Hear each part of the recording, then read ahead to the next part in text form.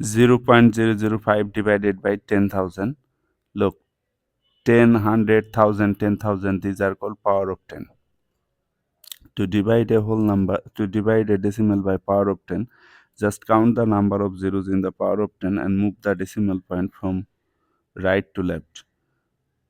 Look, division means repeated subtraction. In repeated subtraction, the value of the dividend will be lower. So, how many places you need to do you need to move your decimal from right to left? It is equal the number of zeros in the power of 10. So 1 0, 2 0, 3, 4 0. So you need to move decimal point 4 places. 1 place, 2 place, 3 place, 4 place here.